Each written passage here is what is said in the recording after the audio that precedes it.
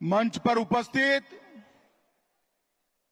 पश्चिम Bengal Bharatiya Janata party के सम्माननीय अध्यक्ष श्रीमान सुकांतो मजमूदार जी, मेरे मित्र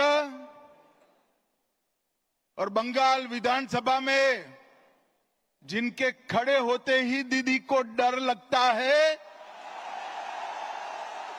ऐसे हमारे विपक्ष के नेता शुभेंदु अधिकारी जी, हमारे राष्ट्रीय महासचिव श्री सुनील बंसल जी, मंच पर उपस्थित पश्चिम बंगाल भारतीय जनता पार्टी के सम्माननीय अध्यक्ष श्रीमान सुकांतो मजमूदार जी, मेरे मित्र और बंगाल विधानसभा में जिनके खड़े होते ही दीदी को डर लगता है, ऐसे हमारे विपक्ष के नेता शुभेंदु अधिकारी जी, मेरे मित्र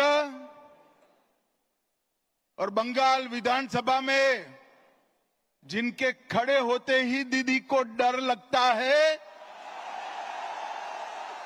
ऐसे हमारे विपक्ष के नेता शुभेंदु अधिकारी जी। দর্শক শুনলেন আজকে কলকাতায় নেতাজি ইনডোর স্টেডিয়ামে যে ভাষণ দিয়েছেন অমিত শাহ, সেখানে শুভেন্দু অধিকারীর নামটা বলতে গিয়ে এই সব বলেছেন যে উনি এমন একজন নেতা, বিধানসভাতে উনি দাঁড়ালেই ভয়ে কাঁপেন দিদি। উনি বিধানসভাতে দাঁড়ালেই ভয়ে কাঁপেন দিদি, মানে এতটাই গুরুত্ব দিয়েছেন বা শুভেন্দু অধিকারীর ওয়েট এতটাই বুঝেছেন এবং বুঝিয়েছেন। সেই শুভেন্দু অধিকারী যাকে টার্গেট করে কিছুদিন আগেও একটা বিতর্ক তৈরি করেছিলেন দিলীপ ঘোষ। কি বলেছিলেন? দিলীপ ঘোষ দীঘাতে যে জগন্নাথ মন্দির উদ্বোধনে গিয়েছিলেন, উনি তো গিয়েছিলেনই, আর তারপরে উনি পরদিন বক্তব্য রেখেছিলেন, তো সেখানে টার্গেট করে করে যে কথাটা বলেছিলেন, আচ্ছা এটা হচ্ছে ওই ওখানে গিয়ে মুখ্যমন্ত্রীর সঙ্গে আলাদা করে সাক্ষাৎ, কুশল বিনিময়। যারা ভুলে গেছেন একটু শুনতে পারেন খানিকটা অডিও।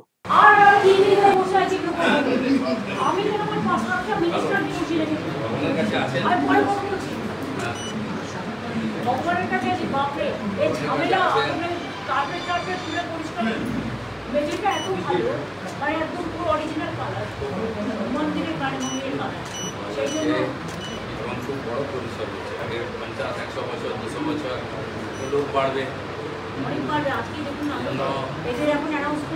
আমাদের দেশের সব মন্দিরগুলো এত ছোট হয়ে গেছে, ঢোকা যায় না।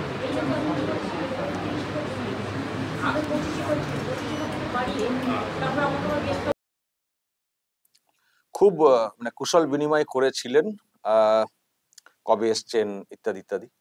তো তারপরে পরদিন সকালে মর্নিং ওয়াক করতে করতে, যেটা ওনার অভ্যেস, প্রেসের সামনে হাজির হওয়া, তো সেখানে যেসব কথা বলেছিলেন তাতে একটা ইঙ্গিত ছিল। অনেকেই মনে করছেন যে ইঙ্গিতটা শুভেন্দু অধিকারীর দিকেই। কি কথা বলেছিলেন দর্শক আমি একটু আপনাদেরকে শুনিয়ে দিই।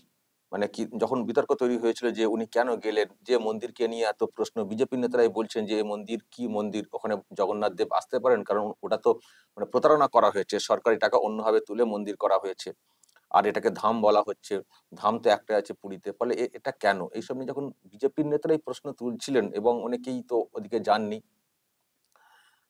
যেটা খবর যে শুভেন্দু অধিকারীকেও নাকি আমন্ত্রণ করা হয়েছিল, উনি তো বয়কট করেছিলেন, এবং শুধু বয়কট না, এইসব নিয়ে সরব হয়েছিলেন, কিন্তু দিলীপ ঘোষকে বলাতে দিলীপ ঘোষ হঠাৎ করে চলে গেছিলেন। শুধু চলে যাওয়া না, ওনাকে ওখানে যেভাবে আপ্যায়ন করা হয়েছে এবং ওটাকে নিয়ে তৃণমূল কংগ্রেস যেভাবে রাজনীতি করেছে, আর মুখ্যমন্ত্রী একেবারে সুযোগ পেয়ে গেছেন একেবারে একটা কাউকে ধরে এবার বিজেপির অন্যদেরকে দাগা।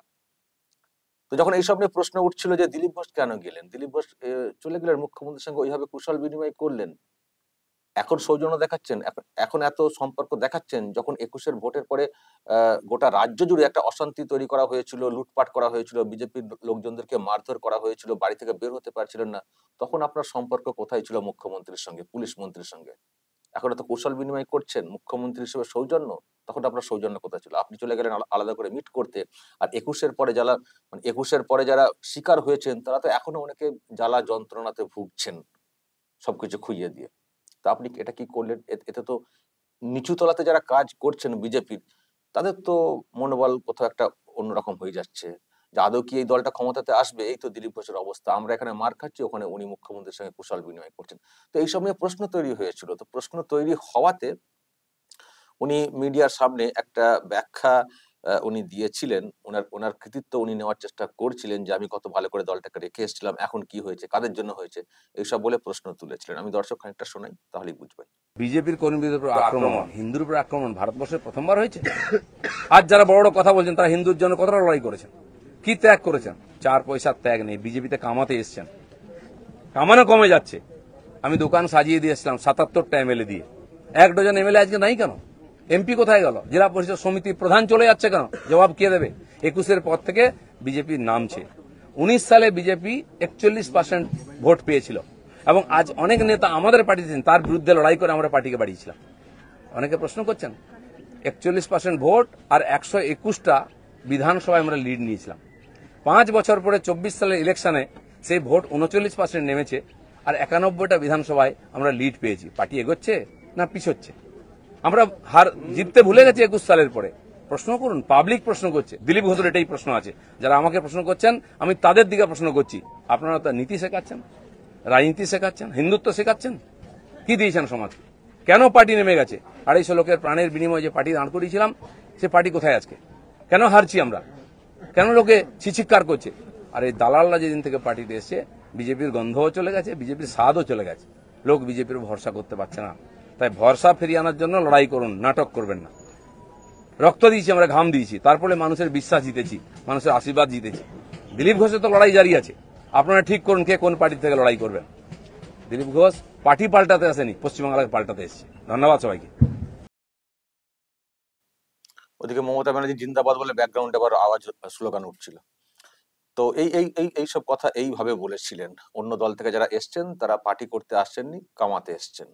আমার লড়াই জারি আছে, আপনারা ঠিক করেন কিভাবে লড়াই করবেন। তো যাদেরকে উদ্দেশ্য করে বলেছিলেন অনেকেই এটা নিয়ে মানে ভাবছিলেন যে এর মধ্যে শুভেন্দু অধিকারীও টার্গেটে ছিলেন, তাকেও উদ্দেশ্য করে বলা। আসলে শুভেন্দু অধিকারী সত্যি তৃণমূল কংগ্রেস থেকে বিজেপিতে এসছেন এবং তার একটা আলাদা জায়গাও হয়েছে। আর দিলীপ ঘোষ উনি নিজেকে সফলতম সভাপতি বলে দাবি করে থাকেন। এটা ঠিক যে ওনার আমলে বিজেপি একটা জায়গা পেয়েছে, কিন্তু সেটাতে ওনার ডিরেক্টলি কতটা মানে অবদান রয়েছে আর কতটা তখন অ্যান্টি তৃণমূল হাওয়া কাজ করছিল সেটা নিয়েও প্রশ্ন রয়েছে। আর জিততে ভুলে গেছি বলে কি যারা এসছেন তাদের মধ্যে দ্বন্দ্ব তৈরি করে যেতে যাবে, নাকি জিততে ভুলে গেলে আবার জেতার জন্য সকলে মিলে একসঙ্গে চলতে হবে? বিষয়টা কি? ভারত তো ওয়ার্ল্ড কাপ ফাইনালে হেরে গেছিল, ভারত ওয়ার্ল্ড কাপ ফাইনালে, ওয়ানডে ফাইনালে হেরে গেছিল, মানে ওয়ানডে ওয়ার্ল্ড কাপে। তারপরে কি ভারত নিজেদের মধ্যে ঝগড়াঝাটি করে ইন্ডিয়ান টিম তারা কি একে অপরের দোষারোপ করে করে কি বাজারে ঘুরছিল, নাকি আবার লড়াই করার মানসিকতা জিইয়ে রেখে তারা পরবর্তী টুর্নামেন্টের জন্য ঝাঁপিয়েছে, T20 ওয়ার্ল্ড কাপ চ্যাম্পিয়ন হয়ে গেছে। তো যদি ব্যর্থতা বিষয়গুলো থাকে সেগুলো নিজেদের মধ্যে আলোচনা করে মিটিয়ে নিয়ে ঐক্যবদ্ধ হয়ে চলাটার বুদ্ধিমানের কাজ, নাকি কেন হলো এই নিয়ে প্রকাশ্যে এবং অন্য দলকে রাজনীতি করার সুযোগ দেওয়াটা বুদ্ধিমানের কাজ? তৃণমূল কংগ্রেস এটাকে নিয়ে ভীষণ পলিটিক্স করেছে। আপনারা দেখেছেন কুণাল ঘোষরা প্রচুর অনেক কিছু বলেছেন। তো এই যে করেছেন এইসব নিয়ে প্রশ্ন তৈরি হয়েছিল দিলীপ ঘোষের এইসব অবস্থানে।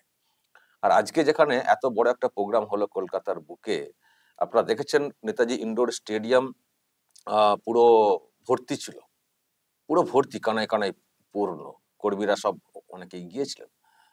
তো এত বড় একটা প্রোগ্রাম কলকাতার বুকে, কিন্তু সেখানে দিলীপ ঘোষ নেই। আমি সেদিন বলেছিলাম দিলীপ ঘোষ যে কাজটা করেছেন দিলীপ ঘোষ যেটা করেছেন এতে দুটোর মধ্যে একটা হতে পারে। এর জেরে দিলীপ ঘোষের পলিটিক্যাল কেরিয়ার শেষ হতে পারে, বিজেপিতে। আর তা না হলে যদি এরপরেও দিলীপ ঘোষকে নিয়ে মানে ক্যারি করে বিজেপি, তাহলে তাহলে বিজেপির ভবিষ্যৎ অন্ধকার হতে পারে। যে কোনো একটা, হয় দিলীপ ঘোষের কেরিয়ার শেষ হবে বিজেপিতে, তিনি বিজেপিতে থাকতে পারবেন না, কাজ করতে পারবেন না, এমন পরিস্থিতি হবে। আর তা না হলে যদি বিজেপি তাকে এর পরেও ক্যারি করে, তাহলে বিজেপি দলটার ভবিষ্যৎ অন্ধকার হবে, যে কোনো একটা হবে। তো এখনো পর্যন্ত যা দেখতে পাচ্ছি, বিজেপিতেই মানে দিলীপ ঘোষের ভবিষ্যৎটা শেষের দিকে দেখতে পাচ্ছি। কারণ এত বড় একটা প্রোগ্রাম, সেখানে কিন্তু বিজেপির এই দিলীপ ঘোষের অবস্থান কিন্তু ছিল না, উপস্থিতি ছিল না। অনেকেই ওখানে গেছেন, সেখানে কিন্তু উপস্থিতি ছিল না। দিলীপ ঘোষ কোথায় ছিলেন? দিলীপ ঘোষ আজকে জামাই ষষ্ঠী পালন করেছেন। আমি দেখছি মিডিয়াতে এইসব খবর এসছে, উনি জামাই ষষ্ঠী পালন করেছেন, জামাই ষষ্ঠীতে গিয়েছিলেন, ছবি টবি সব মিডিয়া দেখাচ্ছিল, আমি দেখছিলাম। ঠিক আছে, উনি নতুন বিয়ে করেছেন, জামাই ষষ্ঠীতে আছেন, নো ডাউট, কোনো সমস্যা নেই। কিন্তু জামাই ষষ্ঠীতে যাওয়ার থাকলেও কলকাতার প্রোগ্রাম তো, উনি একটু টাইম এদিক ওদিক করে জামাই ষষ্ঠীটাও অ্যাটেন্ড করতে পারতেন আর প্রোগ্রামটাকেও অ্যাটেন্ড করতে পারতেন। কিন্তু আমি দেখছিলাম একটা খবর এসেছিল যে মানে ওনাকে নাকি বলা হয়নি নাকি এরকম, আর উনি পিছনে পিছনে হাঁটার লোক না। ওনার একটা আলাদা অহংকার আছে যে আমি তো দলকে বিরাট জায়গাতে এনেছি, সুতরাং আমার ওরকম পেছনে হাঁটার কোনো জায়গা নেই। কিন্তু পরিস্থিতি পাল্টাই তো, কখনো কখনো আহ একটু এদিক ওদিক হতে হয় ক্ষমতায় টিকে থাকতে গেলে। যে নেত্রীর কাছে আপনি গেছেন, সেই নেত্রীর নেতা ছিল একটা সময় সুব্রত মুখার্জি, কিন্তু সুব্রত মুখার্জি কি আবার ওই নেত্রীর আন্ডারে কাজ করতে হয়েছিল, মমতা ব্যানার্জির আন্ডারে, তাই না? এরকম ইতিহাস অনেক রয়েছে। তো যাই হোক, উনি যাবেন না, ওনার একটা আলাদা ইগো হয়তো আছে, তো ওনাকে বলা হয়নি মনে হয়, ওই যে উনি যাননি। তো উনি জামাই ষষ্ঠীতে গেছেন। আবার বলছি, জামাই ষষ্ঠী একটা ব্যাপার, যেতেই পারেন, কিন্তু এই যে না যাওয়াতে তাতে কি বা হচ্ছে লাভ? আর উনি কোণঠাসা হয়ে যাচ্ছেন। আর আরেকটা ব্যাপার, যদি ওনাকে সত্যি ডাকা না হয়ে থাকে, যে এত এত বড় একটা প্রোগ্রাম হচ্ছে কলকাতার বুকে, তারপরেও ওনাকে ডাকা হয়নি, তার মানে এটুকু পরিষ্কার যে বিজেপি বা অমিত শাহ দিলীপ ঘোষকে ততটা গুরুত্ব দিতে নারাজ। তার মানে দিলীপ ঘোষকে মাইনাস হিসেবেই হয়তো বিজেপি দেখতে শুরু করছে। তার মানে দিলীপ ঘোষের কেরিয়ার বিজেপিতে শেষ, এটা ভাবতে পারি।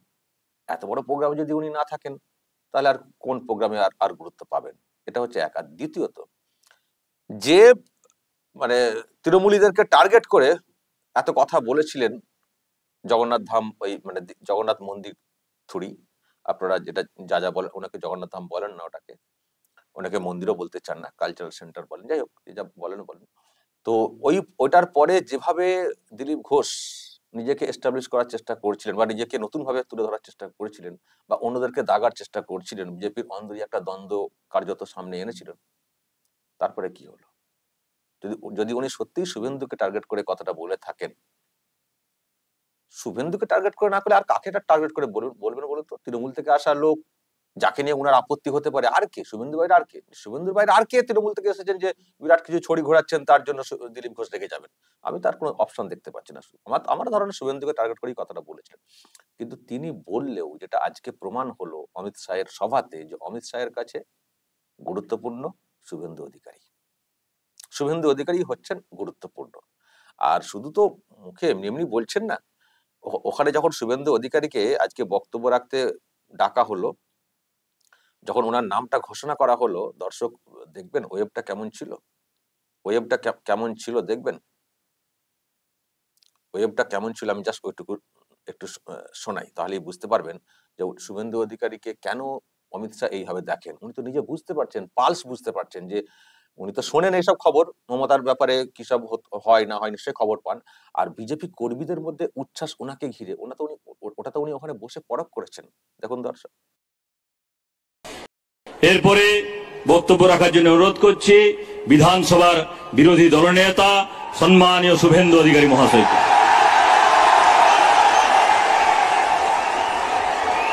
भारत माता की जय श्री राम। তো এগুলো তো উনি ওখানে বসে বসে দেখেছেন, যে শুভেন্দু অধিকারী বক্তব্য রাখছেন এবং ওনার বক্তব্য ঘিরে মানে কিরকম উচ্ছ্বাস, এবং ওনার নামটা ডাকার সঙ্গে সঙ্গে মানে কর্মী মহল থেকে কিভাবে সবাই মানে উচ্ছ্বাস প্রকাশ করছেন, উনি তো ওখান থেকে ফিল করছেন। ফলে উনি তো চিনতে পারছেন কার কতটা কি গুরুত্ব রয়েছে, কাকে নেতা হিসেবে কাজে লাগানো যায়, উনি তো ফিল করেছেন।